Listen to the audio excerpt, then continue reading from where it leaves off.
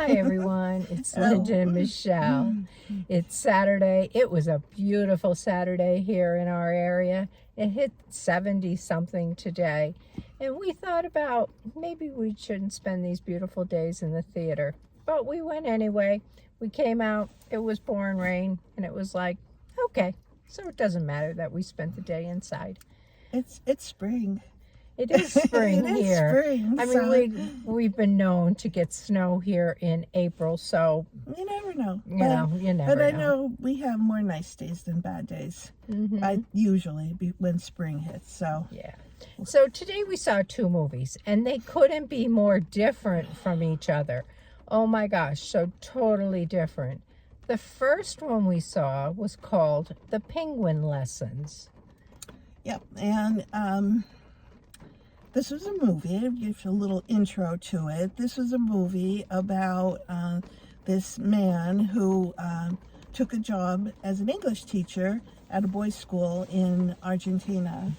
And he wasn't much into his job before a revolution, a coup happened, and they shut the school down for a while. And they didn't want the children there, so him and his buddy went on a couple-week vacation to Uruguay. And while he was in Uruguay, he was on the beach with a lady friend, and they came across this poor little, there was an oil spill on the beach, and this poor little penguin they found covered with oil was kind of stuck on the beach. It's so, the man kind of said, oh, well.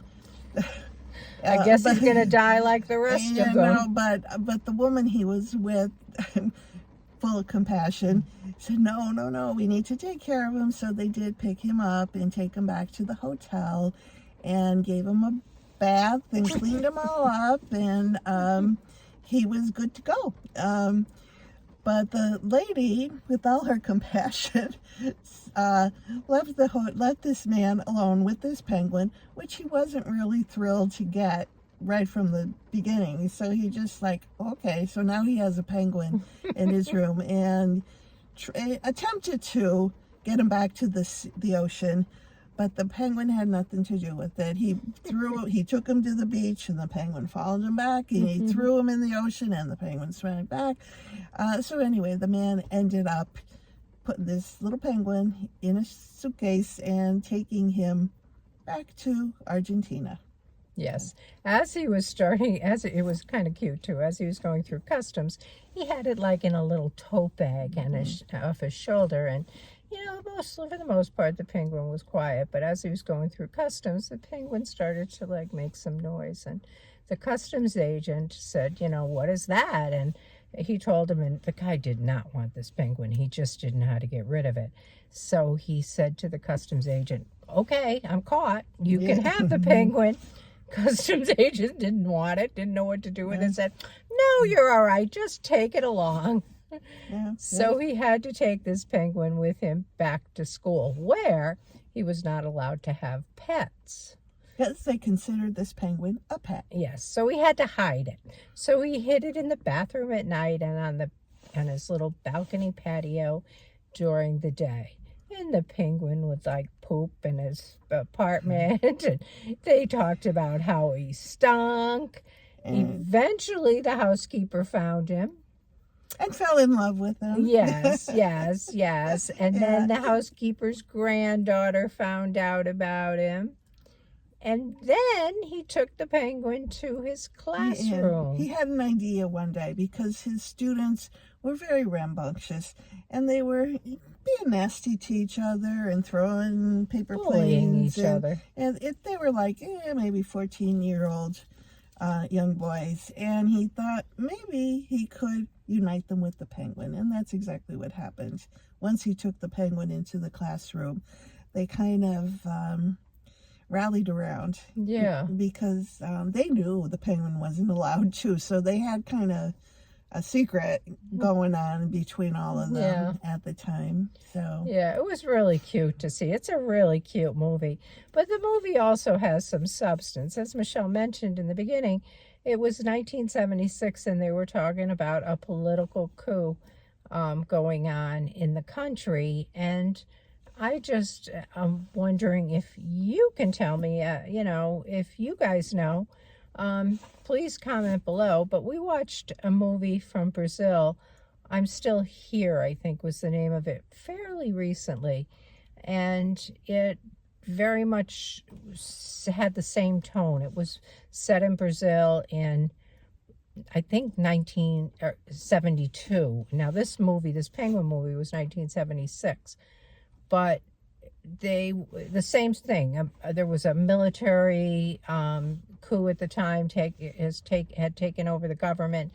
And I'm wondering if this is the same thing that was going on in Argentina, or did this come afterwards? Just curious, because I honestly don't know.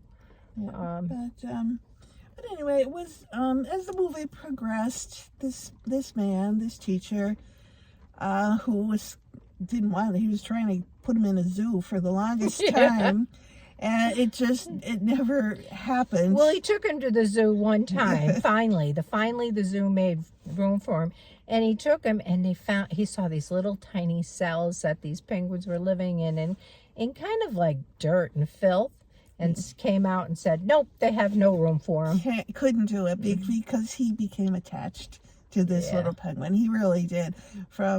He developed a sense of, whatever it is, love, I guess, for this little penguin, and it became his pet. Yeah. It truly became his pet. Yeah. There was, this, by the way, is a true story. I mean, based on true events. The man who was the teacher, who had the penguin, his name was Tom Michel. And he also wrote a book, and then the movie is based on the book.